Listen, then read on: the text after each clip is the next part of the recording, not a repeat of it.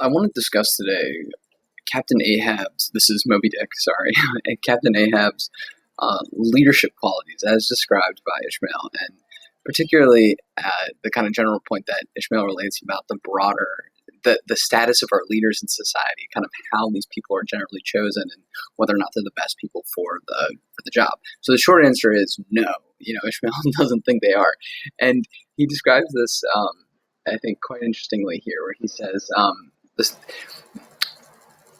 excuse me, for be a man's intellectual superiority what it will, it can never assume the practical available supremacy over other men without the aid of some sort of external arts and entrenchments, always in themselves more or less paltry and base. That it is that forever keeps God's true princes of the empire from the world's hustings, and leaves the highest honor that this air can give to those men who become famous more through their infinite inferiority to the choice hidden handful of the divine inert than through their undoubted superiority of the dead level of the mass. So this is interesting. Melville is bringing up this concept he's claiming that the divine inert, kind of these people chosen by God, perhaps best able to lead us, are not able to do so, and instead, or not, with that reasons he doesn't quite get into, but the people who do lead us are basically by default not the best people to do so, that they have to engage in this paltry or base behavior that in order to allow them to become our leaders, and allow them to kind of, they have to have some sort of I need to be president in order to lead.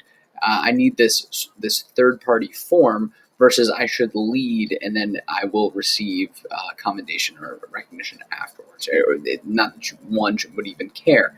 So I think this is a really fascinating concept because if it's ever been more true today. I mean, if it's ever been more true than it is today, and that's my bias from being part of the period, obviously being living in the period that I am.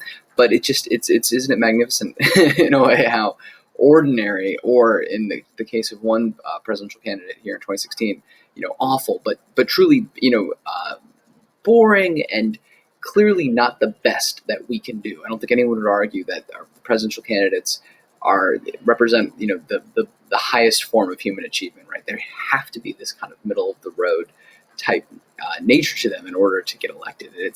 I found this whole paragraph fascinating for that reason, and I definitely want to find more references to the divine inert, as I find that term really interesting. Inert, right? Like the not moving, but the chosen. Very